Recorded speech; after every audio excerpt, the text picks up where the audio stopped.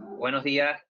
Bueno, mi nombre es Francisco Reyes, director de la Fundación FIDE Caja Canarias, y bueno, quiero darles la bienvenida a esta webinar para tratar los aspectos mercantiles y tributarios a tener en cuenta en la crisis COVID-19, que forma parte además de una serie de videoconferencias en la que también estamos tratando los aspectos laborales y los de relación con la administración pública, todos ellos de la mano del equipo de expertos en cada una de estas materias del despacho Montero Aramburu Abogados, a los que aprovecho para darles el agradecimiento por esta importante colaboración para que tenga lugar este programa. Desde la Fundación FIDE Caja Canarias hemos iniciado un programa de ayuda para dar respuesta a estas necesidades especiales que está demandando la situación de alarma del COVID-19, compatible con esta consigna de yo me quedo en casa, y lo estamos haciendo con videoconferencias y cursos y formación online, aliándonos en lo posible con la tecnología de la comunicación que nos facilitan esta interacción con todos ustedes. Con esta videoconferencia de hoy tratamos de analizar y resolver dudas sobre los aspectos mercantiles y tributarios a tener en cuenta por las empresas, profesionales y autónomos ante la situación de alarma generada por el COVID-19. Para esta videoconferencia contamos con el socio responsable del Departamento Mercantil de Montero Aramburu Canarias, José Minero, y con la abogada del Departamento Tributario de Montero Aramburu Canarias, Fara Hernández, a los que le doy una cordial bienvenida y agradezco vuestra colaboración para esta videoconferencia de hoy. En primer lugar, intervendrá José Minero para abordar la parte mercantil, y a continuación intervendrá Fara Hernández para tratar los aspectos tributarios, y dedicaremos la última parte a contestar las preguntas que nos hagan llegar a través del sistema de correo que hemos habilitado y que estamos recibiendo ya, y trasladaremos en esa última parte de esta videoconferencia. Y bueno, antes de pasar la palabra a José Minero, pues quiero agradecer a todos ustedes que hayan elegido seguirnos en esta videoconferencia de hoy, y espero que estas indicaciones, estas recomendaciones, pues les sirvan de ayuda para gestionar mejor esta situación actual. Te paso la palabra a José. Muy buenos días.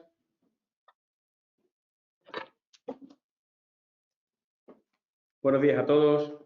En primer lugar, y es lo que procede, gracias a Francisco por su presentación y gracias a la Fundación FIDE Caja Canarias por la iniciativa, completamente compatible con el estado de alarma en que nos encontramos, y absolutamente loable por aquello de que lo que procuramos es intentar seguir con ayuda de medios telemáticos nuestra actividad y seguir formándonos en casa.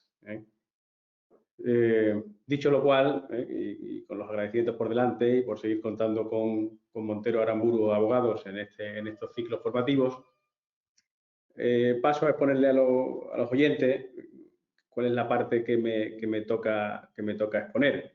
Se trata de analizar sobre todo los aspectos de carácter mercantil que la norma actual ha desarrollado a resultas del Real Decreto de alarma. Han recibido ustedes 2 sesiones anteriores a esta, la primera con un cariz laboral, todo el tema de ERTE principalmente, y medidas que se han implementado a resultas de este Real Decreto, y otra de carácter tributario, de carácter administrativo y público, que también se han tratado. Esta se ciñe a las medidas que se desarrollan en el ámbito de las materias mercantiles, principalmente el ámbito societario, pero también alguna otra que trataremos, como la registral o incluso el derecho de transportes. No me extiendo demasiado en la presentación porque es de todos conocido el Real Decreto 463, que declaró el estado de alarma, que se publicó en el BOE el mismo día, y de 14 de marzo, y su modificación que ha habido posterior, y también la multitud de órdenes ministeriales que han surgido para ir desarrollando ese Real Decreto. La que nos ocupa es precisamente la que más extensamente y mejor lo desarrolla, que es la implementación precisamente de esas medidas urgentes y extraordinarias para hacer frente al impacto económico que ha supuesto la declaración del estado de alarma. Me refiero al Real Decreto Ley 8/2020 y en la parte que nos afecta o a la que dedicamos esta conferencia, pues nos detenemos en los artículos 40 y siguientes y alguna disposición final y adicional y también transitoria que vamos a tratar. No me detengo mucho más, simplemente explico que la exposición de motivos en lo que a medidas mercantiles se refiere en su apartado sexto es absolutamente escueta. Y básicamente lo que viene a decir es simplemente lo que hace, que es implementar esas medidas extraordinarias aplicables al funcionamiento de los órganos de gobierno, de las personas jurídicas, de derecho privado. También alude esa exposición de motivos muy escuetamente a que lo que se regula es la interrupción de los plazos fijados para determinados aspectos de la Ley 22/2003, Ley concursal, y luego una pequeña mención a los aspectos registrales que ahora trataremos. Hecha esta primera exposición de la parte que nos afecta en la norma en cuestión, Real Decreto Ley 8/2020, vamos a ir desglosando cuáles son estas medidas urgentes y extraordinarias en el ámbito estrictamente mercantil. Para ello, comenzaremos por el artículo 40 del Real Decreto Ley, y dicho artículo 40 tiene un total de 12 puntos que tratando de hacerlo un poquito más digerible, lo vamos a sistematizar o si se sistematizan exactamente en cinco bloques fundamentales. El primero va dirigido a los órganos de administración y gobierno.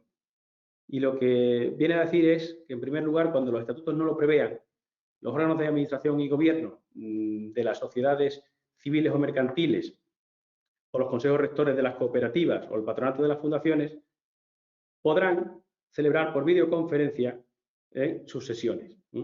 Precisamente lo que se trata es de posibilitar el que se sigan adoptando medidas dirigidas a la gestión y administración de las compañías a través de los medios telemáticos a fin de hacerlo compatible con las medidas de limitación a la movilidad que regula el artículo 7 del Real Decreto de Alarma. También lo aplica a las comisiones delegadas. Aquellos consejos de administración que hayan delegado sus facultades en comisiones delegadas, en tanto son órganos colegiados, podrán celebrar sus sesiones también por videoconferencias y medios telemáticos.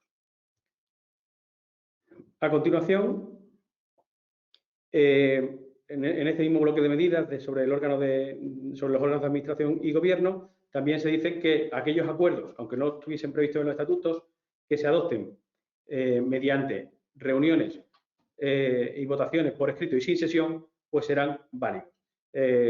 Estas sesiones o estas votaciones por escrito y sin sesión, pues ya se regulaba en la Ley de Sociedades de Capital, como sabéis, en el artículo 248.2, y para las SL, pues tenía que estar prevista en los estatutos. ¿La medida en qué consiste? Pues básicamente en que ahora son válidos, como medida excepcional, aunque los estatutos no lo prevean, aquellos acuerdos que se adopten por votación por escrito y sin sesión. Hará falta que el presidente así lo haya previsto o se lo soliciten dos de los miembros de dicho órgano. El segundo bloque de este artículo 40 va dirigido a las cuentas anuales, a los trámites de formulación y aprobación de cuentas anuales y a sus plazos. Y lo primero que dice es que la formulación de cuentas, o el plazo de 3 meses previsto para la formulación de cuentas a partir del término del ejercicio social, queda suspendido. Realmente la norma utiliza suspendido, pero se refiere a interrumpido, porque dice que queda suspendido reanudándose por otros 3 meses a contar desde la fecha en que termine el estado de alarma. Es decir, realmente el efecto práctico es que terminado el estado de alarma, terminará cuando terminen su declaración y sus sucesivas prórrogas, en este momento 11 de abril, pues tendremos 3 meses para formular, o los administradores tendrán 3 meses para formular las cuentas anuales. Si tomásemos como referencia el día 11 de abril, pues tendríamos hasta el día 11 de julio para dicha formulación.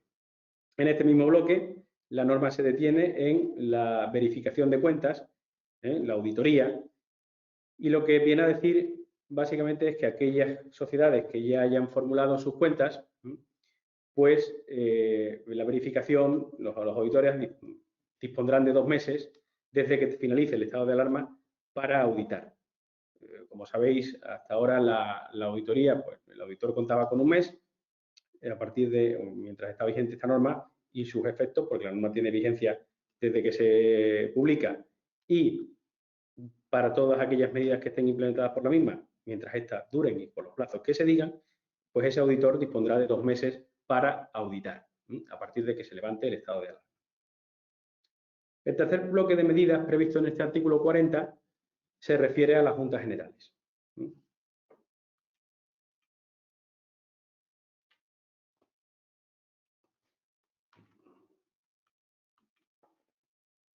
Las juntas generales, dice el punto 5 de este artículo 40, que se reunirá en el plazo de 3 meses siguientes a que finalice el plazo previsto para la formulación. Si retomamos lo que acabamos de decir, el plazo para la formulación acabará en los 3 meses siguientes al levantamiento del estado de alarma, con lo cual se dispondrá de 3 meses adicionales para someter las juntas a aprobación. Siguiendo con el mismo símil temporal, si el estado de alarma terminase el día 11 de abril, pues el 11 de julio tendríamos para formular y hasta el 11 de octubre tendríamos para la aprobación. Continuando en el bloque de medidas, también se dice que aquellas juntas generales, para facilitar precisamente la celebración de las mismas, pues se podrán celebrar, se podrá modificar el lugar y la hora de celebración de dichas juntas. Y para aquellas que ya estuviesen convocadas antes de la declaración del estado de alarma, pues podrán también desconvocarse si no se opta por la modificación del lugar y hora de celebración. Todo ello a fin de hacerlo compatible con las medidas de limitación de la movilidad de las personas recogidas en el Real Decreto 463/2020. Finalmente, en este bloque 3, que sería el punto 7, dice que los notarios que estén requeridos para asistir a esas juntas, pues podrán disponer de medios de comunicación a distancia para levantar el acta que se les requiera conforme a lo dispuesto en el 103 del reglamento y en el 203 de la Ley de Sociedades de Capital.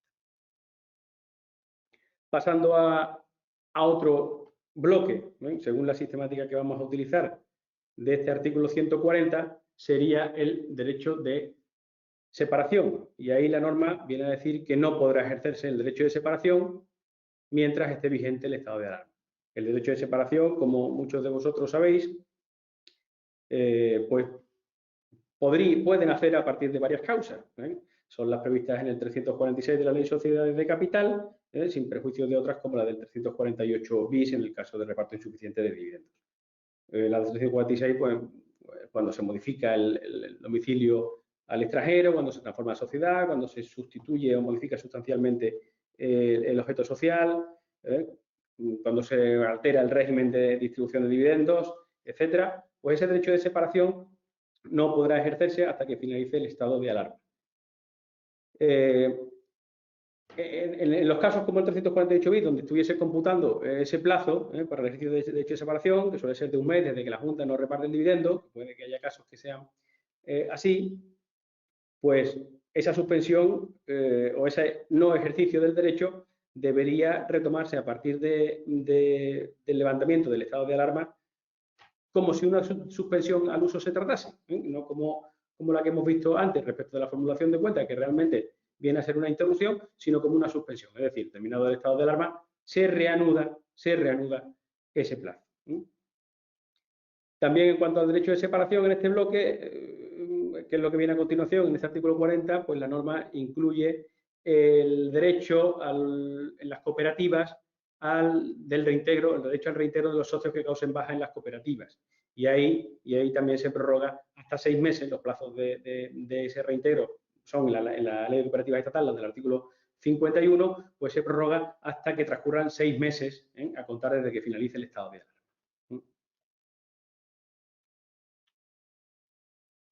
Bien. El último bloque de este artículo 40 de medidas son los puntos 10, 11 y 12, que vienen a definir un poco o se refieren al proceso de extinción, disolución y liquidación de sociedades.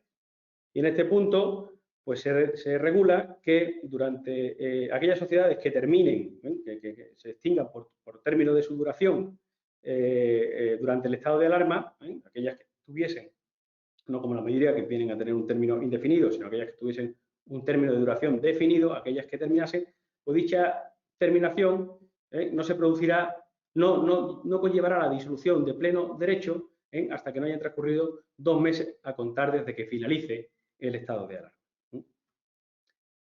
A renglón seguido, también, y esto es importante respecto a la responsabilidad de los administradores, se dice que las sociedades que incurran en una causa legal de disolución, que son las del artículo 363 de la Ley de Sociedades de Capital, pues se suspende el plazo del 365, que es el plazo donde se regula la obligación de los administradores de convocar junta en los 2 meses siguientes. Es decir, la sociedad que durante el estado de alarma incurra en causa legal de disolución, los administradores pueden entender suspendido el plazo para la convocatoria de junta hasta que finalice dicho estado de alarma.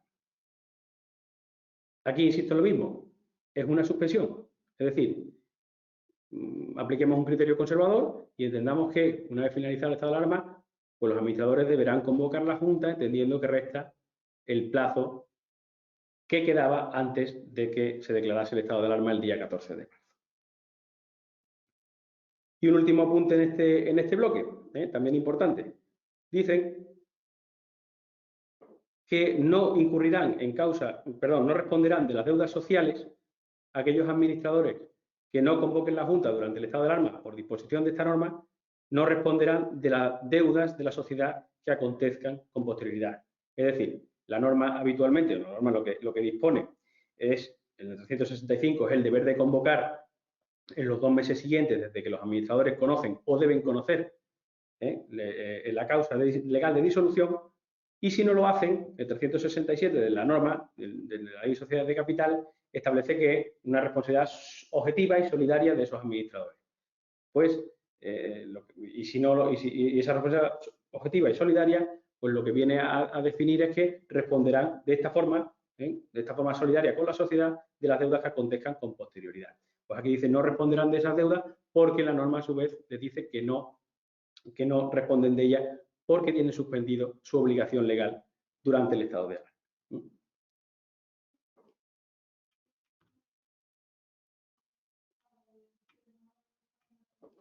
Un apunte respecto a la legalización de libros sociales, diferente al lo que hemos apuntado hasta ahora. La norma general viene a definir la obligación de legalizar los libros sociales durante los 4 meses siguientes al término del ejercicio social. Si el ejercicio social acaba, como viene siendo habitual, el 31 del 12, pues se dispondrán hasta finales de abril para la legalización de dichos libros. Aquí, y aunque no lo regula este Real Decreto Ley 8/2020, sí habrá que estar a que los plazos para la legalización se posponen igualmente y en consecuencia y de forma correlativa a la posposición y suspensión de los plazos para la formulación y posterior aprobación de las cuentas anuales por las sociedades mercantiles. También aplica, como decía al principio, no solo a las mercantiles, sino también a otras sociedades, asociaciones, sociedades civiles y sobre todo a cooperativas y fundaciones.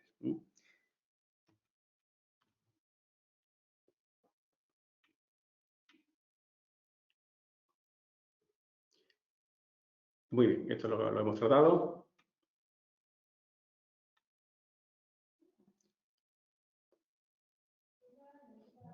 Muy bien.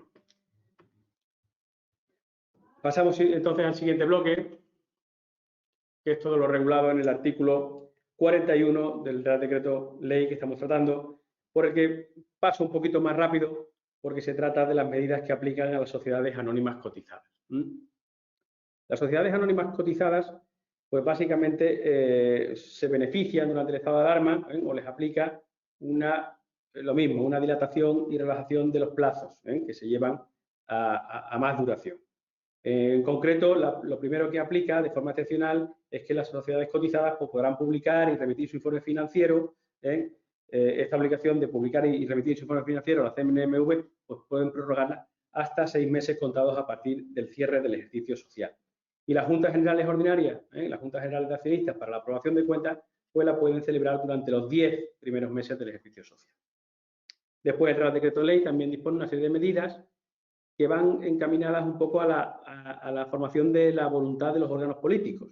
Los consejos de administración, se aplica un criterio parecido, podrán, previsto o no estatutariamente, aunque en la mayoría codiciada está previsto, podrán celebrar de forma por medios telemáticos y mediante voto a distancia, siempre que se asegure la identidad de los participantes, etcétera, etcétera, que esto es igual para todas, podrán celebrar sus sesiones y adoptar sus acuerdos. También se dice que excepcionalmente, aunque no estuviese previsto, los acuerdos que respondan a sesiones realizadas por este tipo de medios telemáticos, videoconferencias, conferencia telefónica múltiple, etcétera, etcétera, pues serán válidos. Y la norma regula en este 41 un apartado para supuestos específicos de juntas ya convocadas, que podrán igualmente ser desconvocadas y celebrarse en otro lugar a fin de hacer cumplir con el Real Decreto de alarma, y aquellas que estuviesen ya en celebración podrán igualmente o celebrarse o modificarse el lugar de celebración a fin de poder cumplir con el Real Decreto, o, si esto no es posible, volverse a convocar y utilizarse en medios exclusivamente telemáticos. Bien.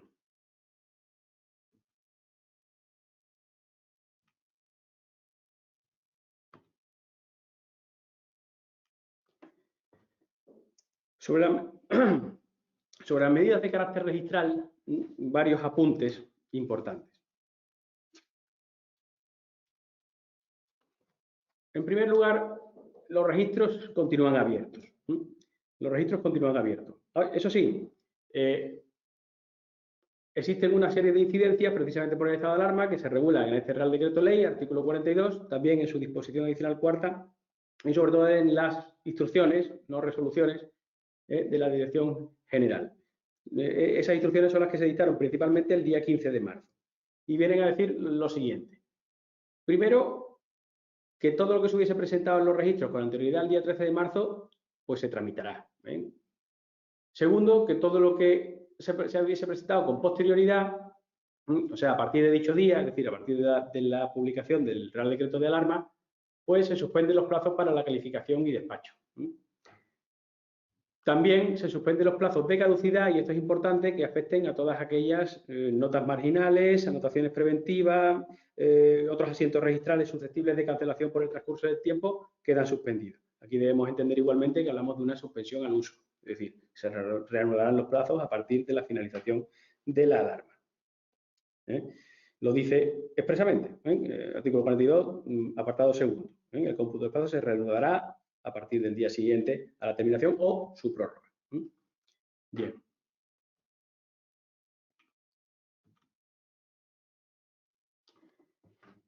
En otro orden de cosas, el artículo 43 de este Real Decreto Ley 820 se refiere expresamente, y es importante, a la parte concursal que pudieran afectar a nuestras empresas. En concreto, se dice en primer lugar que el deudor que se encuentre en un estado de insolvencia durante el estado de alarma no tendrá la obligación de solicitarlo hasta que transcurran 2 meses a partir de la finalización del estado de alarma. ¿Qué quiere decir? La norma general viene a decir que el artículo 5 de la ley concursal, que el administrador tiene un plazo de 2 meses para dictar el concurso desde que conoce o debiera conocer la insolvencia. Ese es un deber general que se impone a los administradores, pues ahora durante la vigencia del estado de alarma, ese deber no existe. Y lo tendrá a partir del transcurso de 2 meses desde que finalice la alarma. Volvemos a una suspensión del mismo tipo, que en realidad es una interrupción del plazo. Es decir, vuelve a contar esos 2 meses desde que finalice. Luego también dice que los jueces, por agilizar un poco la carga judicial, no tramitarán durante el estado de alarma los concursos necesarios. Los concursos necesarios son los dictados por un tercero. Y tendrán preferencia, a partir de ahí, en la tramitación e incoación de los correspondientes autos, aquellos que tengan el carácter voluntario, es decir, presentados por el propio deudor común. También regula la norma en este artículo 43 que se suspenden los plazos para solicitar el concurso para aquellas sociedades insolventes, aquellos deudores que hubiesen iniciado las negociaciones con sus acreedores previstas en el artículo 5 bis, el preconcurso famoso, pero también extensible a las negociaciones con acreedores previstas en la disposición adicional cuarta o en el artículo 71 bis de la ley concursal.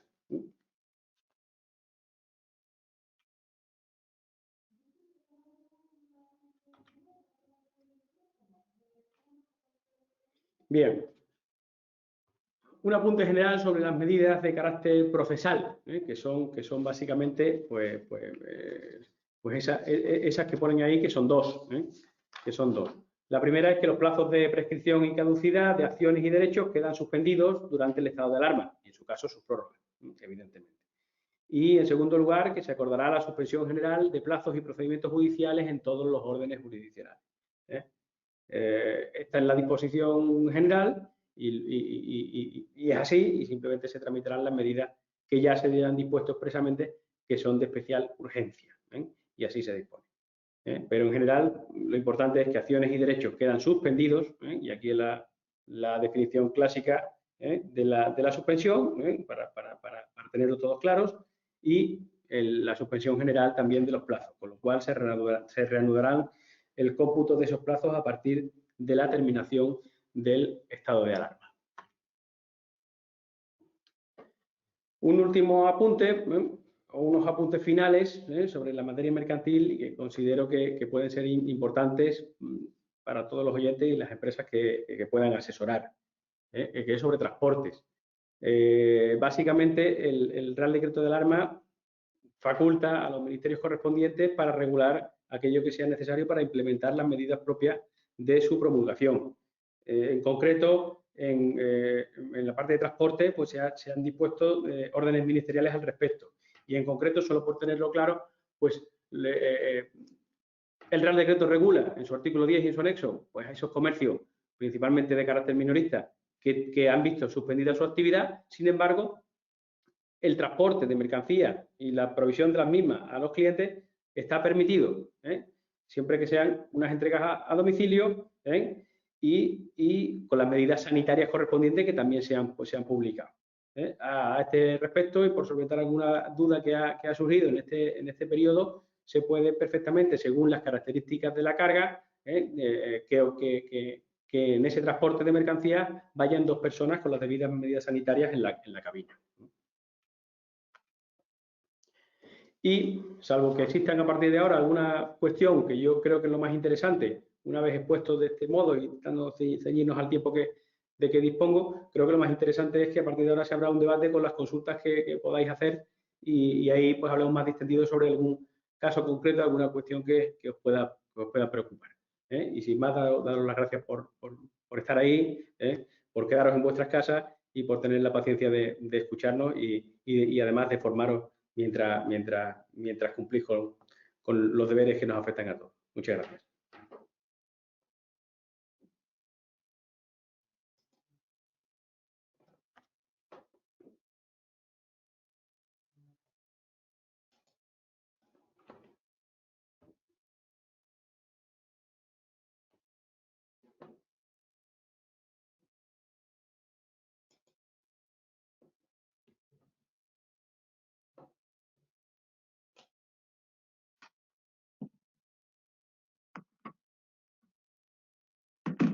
Buenos días. En primer lugar, me uno al agradecimiento de mi compañero José Mineros a la Fundación FIDE Caja Canarias y como tenemos poco tiempo y como señaló Francisco al principio, comentadas ya las novedades en el ámbito mercantil, vamos a abordar a continuación las novedades en el ámbito tributario derivadas de la declaración el pasado 14 de marzo del estado de alarma en España, incluyendo tanto las medidas estatales como las adoptadas por la Comunidad Autónoma de Canarias. Antes de empezar, creo que es importante hacer una relación de la normativa a tener en cuenta en materia tributaria. Además del Real Decreto 463/2020 de 14 de marzo por el que se declaró el estado de alarma para afrontar la situación de emergencia sanitaria provocada por el COVID-19, y el Real Decreto 465, aprobado 3 días después, que modificó el anterior, en el ámbito estatal nos encontramos con el Real Decreto Ley 7/2020, que como veremos a continuación, lo que va a establecer es unos supuestos adicionales de aplazamiento de las deudas tributarias, y por otro lado con el Real Decreto Ley 8/2020 de 17 de marzo, de medidas urgentes extraordinarias para hacer frente al impacto económico, que lo que va a establecer es la ampliación de los plazos de determinados procedimientos. En el ámbito autonómico simplemente tenemos la orden de 20 de marzo del 2020, que lo que va a hacer es ampliar el plazo de presentación e ingreso de determinadas autoliquidaciones y de las declaraciones censales, y además va a establecer que ese aplazamiento de determinados procedimientos, de los plazos de determinados procedimientos, también va a ser aplicable a la Administración Tributaria Canaria. Comenzamos con el Real Decreto 463/2020, por el que se declaró el estado de alarma durante 15 días naturales, que, como saben, previsiblemente va a ser ampliado otros 15 días naturales más. Pero antes de hacer mención, de comentar las 3 disposiciones adicionales que podrían afectar en materia tributaria, creo que es necesario hacer 2 precisiones. En primer lugar, en cuanto a la finalización de este plazo de 15 días naturales, que como es evidente es importante determinar a efectos de conocer el día exacto en el que se va a reanudar el cómputo de los plazos suspendidos, cabría señalar que si bien ha habido una discusión de si finaliza el 28 de marzo o el 29 de marzo, en principio, dejando a un lado esa prórroga de 15 días naturales, que se decretará en breve, lo cierto es que la postura mayoritaria actualmente y la más prudente es la de que el estado de alarma finaliza el 28 de marzo y, si tenemos en cuenta esa prórroga de 15 días naturales más, el próximo 12 de abril del 2020. En segundo lugar, dado que, como ven, vamos a hablar de términos y plazos y de suspensiones e interrupciones, creo que conviene aclarar la definición rápidamente de estos conceptos para entender mejor las medidas adoptadas. Término se refiere al señalamiento de un día determinado, mientras que plazo es el periodo de tiempo existente entre un día inicial y un día final, pudiendo realizar la actuación de que se trate en cualquiera de los días que conforman el referido plazo.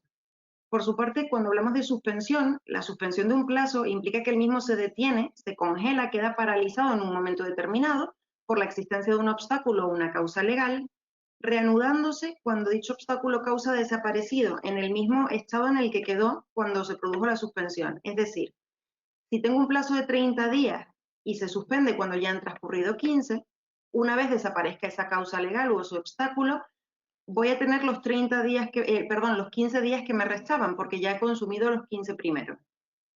Por el contrario, en los casos en los que legalmente está prevista la interrupción de un plazo, una vez tiene lugar ese acto interruptivo, el contador se pone a cero, el plazo vuelve a computar desde el inicio. Pensemos, por ejemplo, en la prescripción. Cuando algo interrumpe la prescripción, volvemos a contar desde el principio el plazo de esos 4 años de prescripción. Dicho esto, vemos cómo, en primer lugar, la disposición adicional segunda, que establece la suspensión de plazos procesales, si bien en el título de la disposición habla de suspensión de plazos, luego a continuación dice que se suspenden términos y se suspenden e interrumpen los plazos. Y lo mismo ocurre en la disposición adicional tercera, que regula la suspensión de plazos administrativos. Habla de suspensión de términos e interrupción de plazos. Y esto a pesar de que, como hemos dicho, son conceptos jurídicos distintos con consecuencias muy diferentes. Pues bien, la interpretación sistemática y finalista de estos preceptos nos lleva a la conclusión de que hay que darle prioridad a la expresión contenida en el título de las disposiciones adicionales y que nos encontramos ante suspensiones de plazo. Por lo tanto, los plazos se reanudan, pero no se reinician. Dicho esto, en cuanto a la suspensión de plazos procesales, que ya comentó también José Mineros, los plazos en la jurisdicción contencioso administrativa, que son los que nos interesan en este momento, se van a suspender y únicamente con 2 excepciones, que son el procedimiento para la protección de derechos fundamentales, regulado en el artículo 114 de la Ley de la Jurisdicción, y la tramitación de las autorizaciones o ratificaciones judiciales del artículo 8.6, que son las referidas a las entradas en domicilio o en lugares cuyo acceso requiera el consentimiento de su titular. Si bien es verdad que se establece una cierta discrecionalidad judicial, porque se establece que el juez o tribunal podrá acordar la práctica de cualesquiera actuaciones judiciales que sean necesarias para evitar perjuicios irreparables a los derechos e intereses de las partes en el proceso. En cuanto al plazo de 2 meses de interposición del recurso contencioso administrativo, lo que habría que hacer, en definitiva, es añadir a la fecha final 15 días más. Por ejemplo, si nos han notificado una resolución del Tribunal Económico Administrativo Regional o una resolución del Tribunal Económico Administrativo Central el 2 de febrero del 2020, tendríamos hasta el 2 de abril para interponer el recurso contencioso. Como este plazo, como se ha decretado el estado de alarma, habría que añadirle 15 días naturales más y por lo tanto el plazo terminaría el 17 de abril. ¿Vale? Lo mismo ocurriría, por ejemplo, si tenemos una resolución de un tribunal que nos la notifican el 16 de enero. Tenemos 2 meses para interponer el contencioso, finalizaría el 16 de marzo, añadimos 15 días más y estaríamos en el 31 de marzo.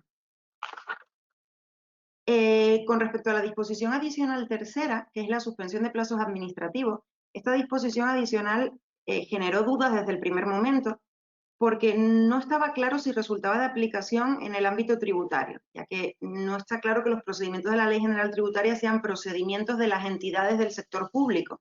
Por ejemplo, una autoliquidación en la que interviene como actor el obligado tributario no parece ser un procedimiento de una entidad pública.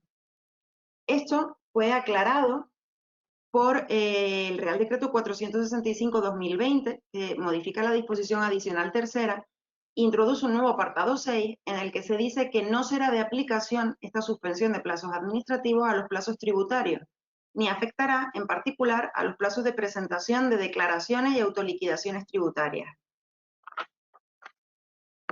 Dicho esto, entramos ya en las medidas propiamente tributarias que se han adoptado. Y empezamos con vamos a pensar simplemente en el ámbito estatal, en primer lugar. Tenemos el Real Decreto Ley 7/2020 de 12 de marzo, que para evitar posibles tensiones en la tesorería que pudieran experimentar los colectivos que consideran más vulnerables, como son las pymes y los autónomos, lo que establece es un supuesto adicional de aplazamiento de deudas tributarias. Y concretamente en el artículo 14, lo que se viene a decir es que se considera el aplazamiento de las deudas tributarias correspondientes a todas aquellas declaraciones y autoliquidaciones de ámbito estatal, repetimos, cuyo plazo de presentación e ingreso finalice entre el 13 de marzo y el 30 de mayo. Por lo tanto, afectan en principio a las declaraciones del primer trimestre y a las mensuales de febrero, marzo y abril. Ahora bien, para acogerse a este aplazamiento hay que cumplir una serie de condiciones y hay una serie de requisitos. En primer lugar, solo podrán acogerse las personas jurídicas o físicas cuyo volumen de operaciones sea inferior a 6 millones de euros. Por lo tanto, no pueden acogerse las entidades que tengan la consideración de gran empresa. En segundo lugar, la deuda debe ser inferior a 30.000 euros. En cuanto a cómo se computa este importe de 30.000 euros, realmente el Real Decreto no establece nada. Pero si nos vamos a la instrucción 1/2017 de 18 de enero de la directora del Departamento de Recaudación de la Agencia Estatal sobre la gestión de aplazamientos y fraccionamientos, que como saben es el que establece las directrices para saber cuándo una solicitud de aplazamiento o fraccionamiento se va a tramitar por el procedimiento automatizado, en cuyo caso no se exige garantía. Y además se van a entender cumplidas, o sea, no se van a efectuar requerimientos para acreditar esas dificultades transitorias de tesorería, ni la falta de ingreso de los tributos repercutidos. Pues cuando esta instrucción habla de ese importe de 30.000 euros para acogerse a esta tramitación automatizada de los aplazamientos, dice que ese importe debe incluir tanto las deudas a que se refiere la propia solicitud, como las deudas con respecto a las cuales se haya solicitado y no resuelto el aplazamiento o fraccionamiento, y el importe de los vencimientos que tengamos concedido ya el aplazamiento o fraccionamiento, pero que no estén garantizados. Si todas esas deudas son inferiores a 30.000 euros, podremos acogernos también a este supuesto adicional de aplazamiento de deudas tributarias. Este aplazamiento será por un plazo de 6 meses, sin intereses los primeros 3 meses, y será aplicable también a deudas que, como saben, con carácter general, conforme al artículo 65 de la Ley General Tributaria, son inaplazables, que son las deudas por retenciones o pagos a cuenta, los pagos fraccionados del impuesto sobre sociedades y las deudas de tributos que deben ser legalmente repercutidos. Recordamos que hablamos del IVA, porque estamos en ámbito estatal. La Agencia Estatal de la Administración Tributaria ha publicado en su página web unas instrucciones provisionales para solicitar este aplazamiento. Habría que acceder al apartado de aplazamientos y fraccionamientos, pinchando en presentar solicitud. La solicitud puede realizarse en nombre propio o en nombre de un tercero, si es colaborador social o se está apoderado para este trámite, debiendo identificarse mediante certificado electrónico, DNI electrónico o clave PIN, teniendo en cuenta que con la clave PIN únicamente podemos gestionar deudas propias. Habría que marcar la casilla de solicitud acogida al Real Decreto 7/2020 de 12 de marzo, cumplimentar la clave de liquidación y el importe, salvo que provenga de la presentación de una autoliquidación, en cuyo caso ya estos datos estarán informados, y rellenar la información solicitada, el importe de la deuda a aplazar, la cuenta bancaria para la domiciliación, señalando lo siguiente: en tipo de garantía, exención, en número de plazos 1, en periodicidad no procede, fecha del primer plazo 6 meses después del vencimiento inicial, y el motivo de la solicitud, aplazamiento RDL, de Real Decreto Ley. Si la solicitud se ha presentado correctamente, saldrá un mensaje de su solicitud ha sido dada correctamente de alta en el sistema el día X a tal hora, acogiéndose a la opción de solicitud de acogida al Real Decreto 7/2020.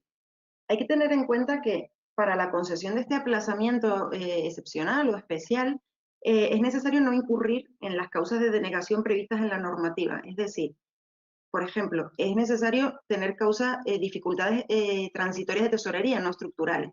Y es necesario también que no existan deudas con la Hacienda Pública Estatal pendientes de ingreso en periodo ejecutivo. Si no se cumplen los requisitos de este Real Decreto Ley, la solicitud va a ser objeto de inadmisión, de denegación o de concesión en los términos y con las condiciones propias de la tramitación ordinaria de los aplazamientos. Por ejemplo, si presentamos esta solicitud de aplazamiento, pero en realidad soy gran empresa y por lo tanto no cumplo el requisito de un volumen de operaciones inferior a 6 millones, directamente, y presento la solicitud de aplazamiento de un pago fraccionado, directamente la solicitud va a ser inadmitida, porque el pago fraccionado es una deuda inaplazable, con carácter general.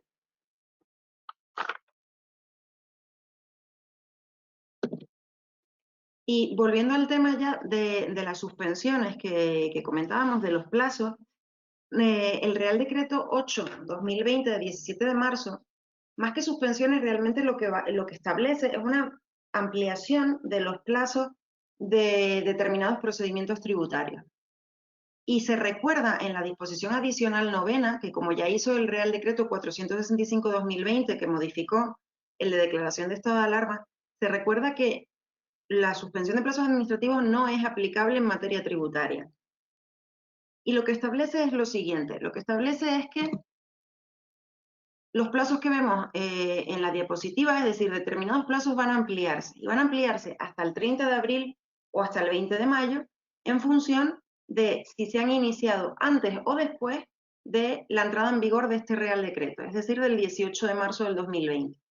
Concretamente se refiere a el plazo de pago de las deudas resultantes de liquidaciones practicadas por la Administración, tanto en periodo voluntario como en periodo ejecutivo, los vencimientos de los plazos y fracciones de los acuerdos de aplazamiento y fraccionamiento concedidos, los plazos para atender requerimientos, diligencias de embargo y solicitudes de información con trascendencia tributaria, incluidos los de la Dirección General del Catastro, el plazo para formular alegaciones en los procedimientos de aplicación de los tributos, en el procedimiento sancionador, indeterminados procedimientos de revisión, como es el de declaración de nulidad, devolución de ingresos indebidos, rectificación y revocación, y los plazos relacionados con el desarrollo de la subasta.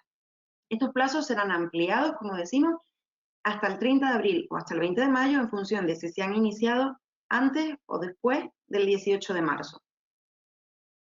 En la siguiente diapositiva se ve un poco más claro, por ejemplo, cómo se produce esta ampliación. Recordemos que una cosa en la que quiero insistir bastante a lo largo de la charla es que no se han ampliado los plazos para la presentación de las autoliquidaciones ni de las declaraciones que deban presentarse ante la Agencia Estatal de la Administración Tributaria. O sea, debemos continuar presentando las autoliquidaciones y las declaraciones en plazo. Lo único que hemos comentado es que existe un supuesto adicional de aplazamiento de determinadas autoliquidaciones, del importe resultante de determinadas autoliquidaciones, siempre y cuando se cumplan determinados requisitos, los que ya comentamos. Volumen de operaciones inferior a 6 millones, deuda inferior a 30.000 euros, etc. Lo que sí se aplaza es el pago de las deudas resultantes de liquidaciones practicadas por la Administración. Y esto va a ser aplicable tanto a la Administración estatal como a la Canaria, porque como a continuación veremos, la Canaria ha establecido que este Real Decreto, este artículo 33 del Real Decreto Ley 8/2020, también va a ser aplicable a la Administración Tributaria Canaria. Por ejemplo, imaginemos que tenemos una liquidación derivada de un procedimiento de inspección o de un procedimiento de comprobación limitada que me notifican el 15 de febrero. Pues conforme al artículo 62.2 de la Ley General Tributaria, en principio el plazo vencería el 20 de marzo. Ahora bien, como el plazo se ha iniciado antes del 18 de marzo, el plazo va a vencer el 30 de abril. Lo mismo ocurre si, por ejemplo, me notifican esa liquidación derivada de una inspección el 17 de marzo. Como nos encontramos, la única diferencia aquí va a ser que como nos encontramos ante un plazo que se ha iniciado con anterioridad al día 18, en principio cabría pensar que se extiende hasta el 30 de abril, pero es que el plazo señalado ya en la normativa es superior, con lo cual vamos a tener en cuenta este plazo, ¿vale? Recordemos que como veníamos en la diapositiva anterior, se extenderán hasta el 20 de mayo cuando se inicien a partir del 18 de marzo, salvo que el otorgado por la norma que resulte de aplicación resulte superior. Y lo mismo ocurriría en el periodo ejecutivo de pago, ¿vale? En función de la fecha de notificación, tenemos un plazo inicial y ahora que se ve ampliado. Es importante tener en cuenta dos cosas. Primero, que la fecha que tenemos que tener en cuenta no es, porque siempre hay muchas preguntas, de si me han notificado, por ejemplo, un requerimiento, como veremos a continuación, cuando ya estaba en vigor el estado de alarma. Claro, el estado de alarma se declaró el 14 de marzo. Para saber hasta cuándo tengo para contestar ese requerimiento, lo esencial no es que sea a partir del 14 de marzo, es si es antes o después del 18 de marzo, que es cuando entra en vigor este Real Decreto. Como vemos ahora, el plazo para atender determinados trámites, presentar alegaciones, contestar requerimientos, se ve ampliado en función de si se inicia antes o después, hasta el 30 de abril o hasta el 20 de mayo. Y ponemos por ejemplo, si me notifican un requerimiento el 10 de marzo, ¿vale? Antes del 18 de marzo, el plazo que tengo se va a ampliar hasta el 30 de abril. Si por el contrario el requerimiento me lo han notificado el 20 de marzo, es decir, con posterioridad a la entrada en vigor de este Real Decreto, el plazo se va a ampliar hasta el 20 de mayo. Fíjense que la fecha siempre a tener en cuenta para saber si la ampliación es hasta el 30 de abril o hasta el 20 de mayo es este 18 de marzo. Con estas ampliaciones, como ven, realmente se supera la fecha en la que inicialmente se esperaba que terminase el estado de alarma, que era el 28 de marzo, e incluso la fecha en la que finalizará tras esta prórroga de 15 días más que será decretada en breve, que sería el 12 de abril. Por lo tanto, en principio no tendría por qué ampliarse más o modificarse estas medidas. Podrían mantenerse y la ampliación de plazo ser la que estamos comentando. Otra cosa a tener en cuenta también es que cuando se cumplimenten estos trámites en el plazo concedido originalmente, se van a entender evacuado el trámite, es decir, puedo contestar un requerimiento en el plazo inicial fijado y no hacer uso de esta ampliación, de la posibilidad de esta ampliación.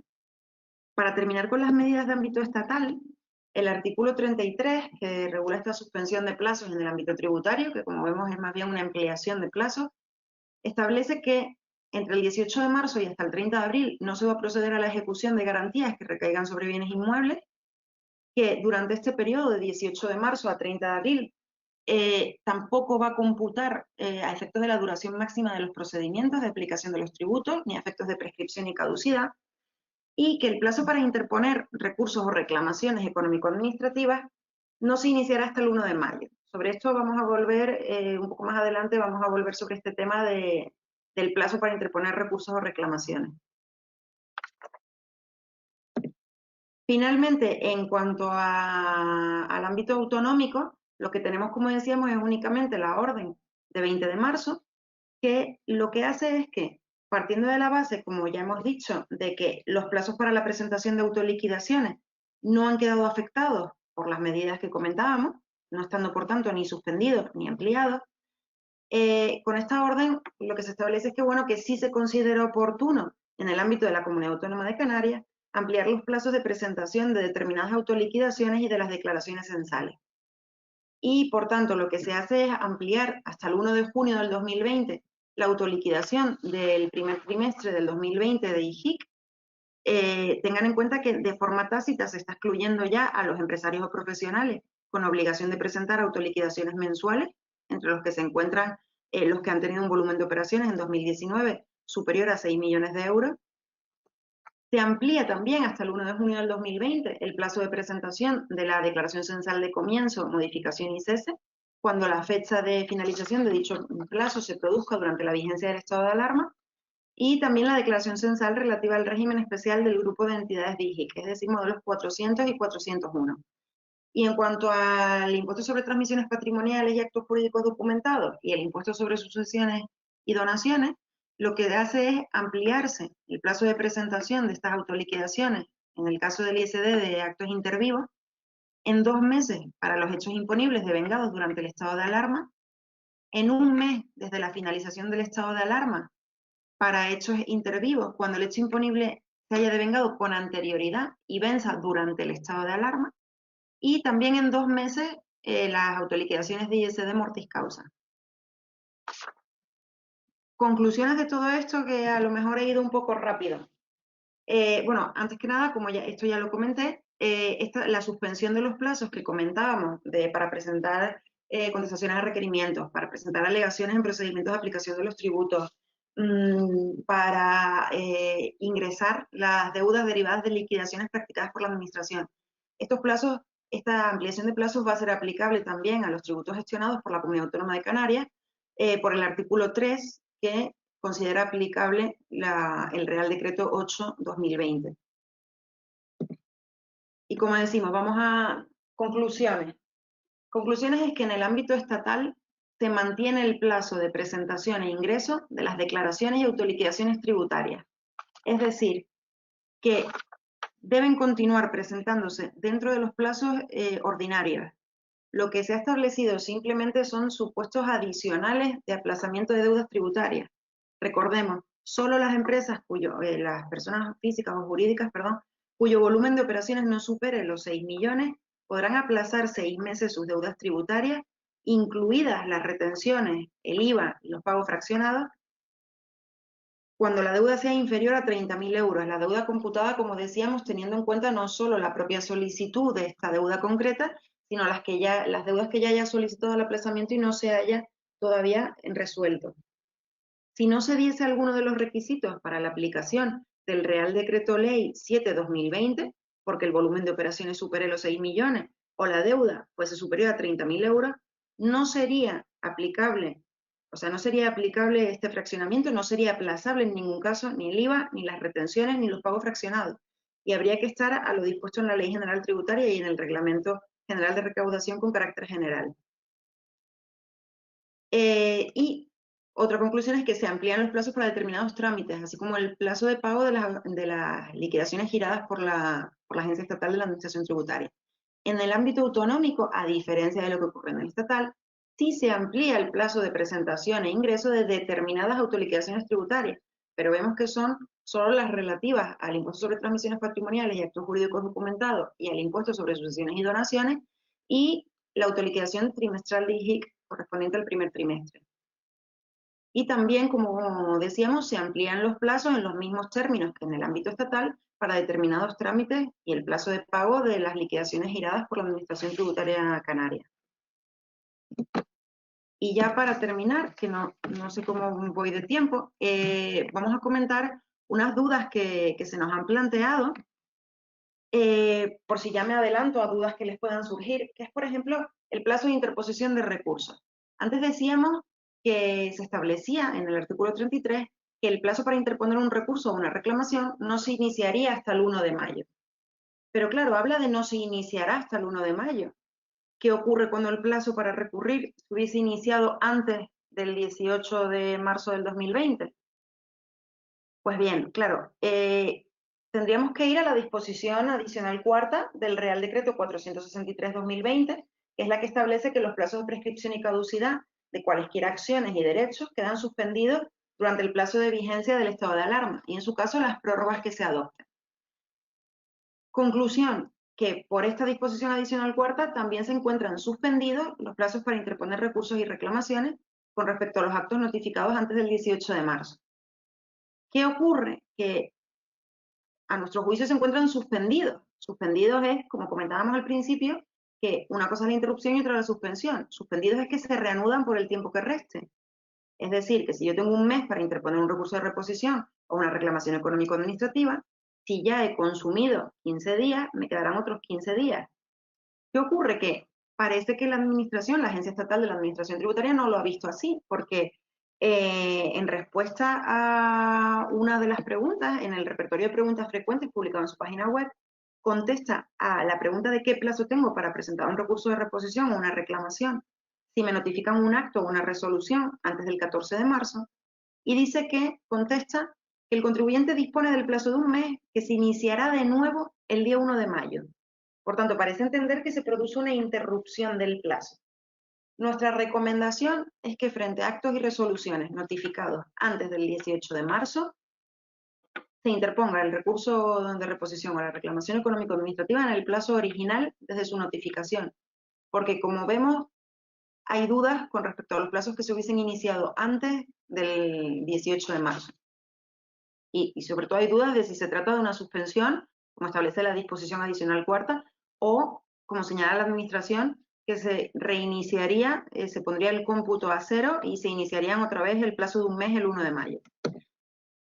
Y ya sí, para terminar, también se nos plantearon dudas desde el primer momento con el plazo para alegar en una reclamación económico-administrativa, con el plazo de un mes que tenemos para alegar. El artículo 33 del Real Decreto Ley 8/2020 dice que se amplían los plazos, como veíamos, se van a ampliar hasta el 30 de abril o hasta el 20 de mayo en función de que se inicien antes o después del 18 de marzo, y dice que se ampliarán estos plazos para formular alegaciones, pero en los procedimientos de aplicación de los tributos. Claro, ¿qué ocurre con los plazos para alegar en procedimientos económico-administrativos de revisión?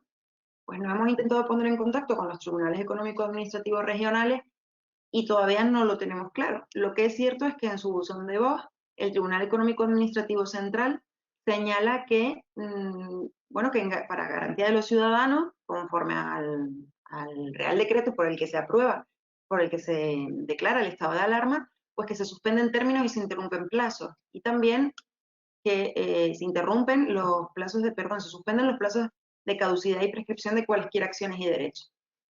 Nosotros creemos que la falta de mención a los procedimientos de revisión es un error y que también, teóricamente, deberían entenderse ampliados.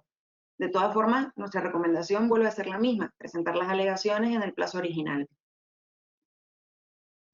Y con esto con un poco de prisa y haciendo hincapié en que en el ámbito estatal no se han suspendido ni ampliado los plazos para la presentación de las autoliquidaciones ni de las declaraciones tributarias, que esto solo ha ocurrido en la comunidad, en relación a los tributos gestionados por la Comunidad Autónoma de Canarias y solo algunas, hemos visto que solo la trimestral de IJIC, correspondiente al primer trimestre, por ejemplo, hay que seguir presentando las autoliquidaciones y declaraciones en el plazo establecido. Por supuesto, acogiéndose a ese supuesto adicional de aplazamiento si cumplimos los requisitos para ello. Y con esto termino. Muchas gracias. Muchas gracias, Fara. Gracias, José, también por esa intervención. El tiempo se nos ha ido un poquito de lo previsto. De todas maneras, muchas de las consultas que estamos viendo que nos llegan por correo están prácticamente respondidas, porque la mayor parte de las consultas hacen referencia a los plazos, ¿no? Y ya se ha ido indicando información clara en ese sentido. De todas maneras, ¿hay alguna pregunta que quizás pueda aportar algo adicional? José, te hago una pregunta que nos llega, que habla sobre las previsiones de sesiones telemáticas de los órganos de administración, ¿también aplican a las juntas generales? Bien. Cuando tratábamos el artículo 40 de este Real Decreto Ley 8/20, en el primer bloque, que eran los órganos de administración y gobierno de las sociedades, ahí es donde se dice que que los consejos de administración son los que se pueden reunir, aunque no lo tengan previsto estatutariamente, por videoconferencia, y también se dicen que sus acuerdos serán válidos cuando se adopten mediante votación por escrito y sin sesión. Pero la norma habla solo de los órganos de administración, no habla de las juntas.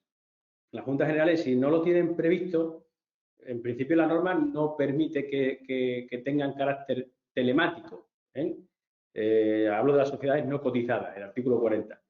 Nosotros hemos tenido además la precaución de constatar la opinión de los registros y la opinión generalizada de los registros, que además tienen obligación de atender este tipo de consultas, no sé si me reñirán, pero en las instrucciones del pasado día 15 se dice además que los registradores deberán destinar 2 horas al día a responder consultas al respecto de estas cuestiones. Pues la opinión general de los registros es que las juntas telemáticas, si no están previstos los estatutos, no valen. Lo que la norma, el Real Decreto Ley 8, lo que permite es que se puedan seguir gestionando las sociedades a través de este tipo de sesiones. Pero si no se prevén los estatutos, las juntas no podrían. No obstante, recomendación, como siempre, como tienen esta posibilidad de realizarse consultas, eso sí, dicen las instrucciones del registro que se hagan telemáticas, o telefónicas. Si tiene posibilidad que consulte cada uno con su registro, pero el principio general que nosotros como despacho sí nos hemos ocupado de contrastar de los registradores es que no aplica a la Junta. Muy bien. Una pregunta, Fara, que nos hace de ¿cuál es la situación actual con respecto a los tributos locales? Bueno, ¿puedes aclarar algo en ese sentido? Sí, la verdad es que con respecto a los tributos locales hay que ir ayuntamiento por ayuntamiento, metiéndose en la página web para ver y en el boletín para ver lo que están publicando. Nosotros hemos hecho un seguimiento de los principales ayuntamientos de la provincia de Las Palmas y de Santa Cruz de Tenerife, y la verdad es que lo que sí puedo decir, por ejemplo, es que los ayuntamientos de Las Palmas, de la provincia de Las Palmas, han sido un poco más rápidos. Ya hay algunos que han establecido el aplazamiento de los tributos locales, han establecido un nuevo calendario de pago. En el caso de los ayuntamientos de la provincia de Santa Cruz, la realidad es que, por ejemplo, el ayuntamiento de Santa Cruz concretamente publicó un decreto el 16 de marzo adelantando que iba a llevar a cabo, a publicar adoptar determinadas medidas económicas, entre las que se encontraba el estudio del aplazamiento de tributos locales, pero a día de hoy, a día de ayer, que fue la última vez que lo comprobé, todavía no había concretado nada. Y el Ayuntamiento de La Laguna también, por ejemplo, nos hemos puesto en contacto con él y nos ha dicho que a lo largo de esta semana teóricamente publicaría sus medidas, las medidas que iba a adoptar en el ámbito de los tributos locales. Por lo tanto, yo lo que aconsejo es que hay que ir ayuntamiento por ayuntamiento, van un poco, porque muchos ayuntamientos consideran, como al principio tuvimos nosotros la duda, como comenté antes, de cuando salió publicado el Real Decreto por el que se declara el estado de alarma, teníamos la duda de si esta suspensión de plazos administrativos, por ejemplo, iba a ser aplicable también en materia tributaria. Muchos ayuntamientos cuando llamas te contestan justamente eso, ¿no? Que están suspendidos los plazos administrativos.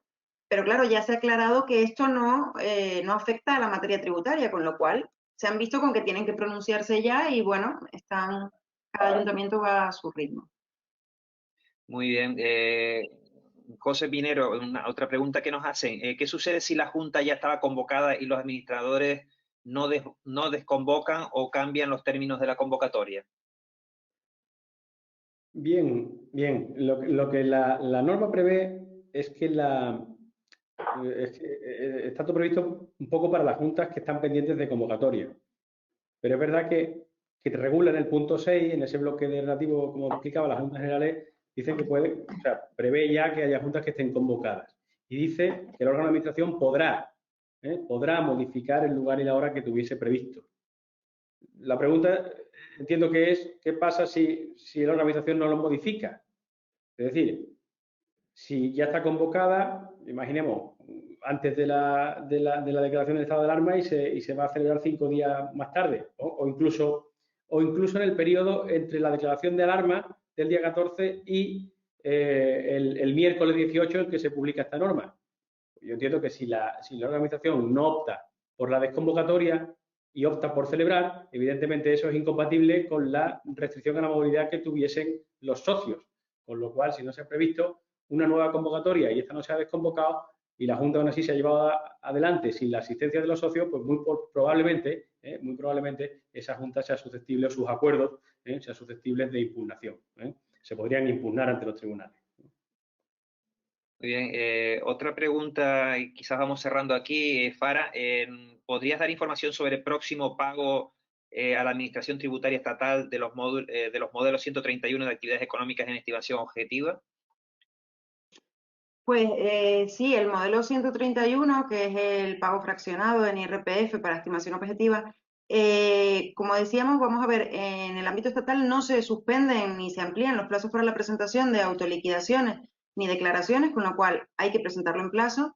Y entiendo que si está en estimación objetiva, lo que sí cabría, si cumple el resto de requisitos, si es una deuda inferior a 30.000 euros y cumple el resto de requisitos, entiendo que cumpliría el requisito de volumen de operaciones inferior a 6 millones de euros y por tanto podría acogerse a este aplazamiento adicional de 6 meses con una carencia de 3 meses de intereses. Pero repito, las declaraciones en el ámbito estatal hay que presentarlas en plazo. Muy bien. Bueno, yo propongo concluir aquí. Hay algunas preguntas más, pero ya digo, muchas de ellas han sido ya respondidas a lo largo de vuestra intervención y no me queda más que agradecerles de nuevo vuestra colaboración al despacho de Montero Aramburu Abogados por esta colaboración en esta serie de videoconferencias y espero que sirva de ayuda en esta situación compleja en la que nos situamos, ¿no? Gracias. Muchas Muchas gracias. gracias, Francisco, y gracias a la Fundación.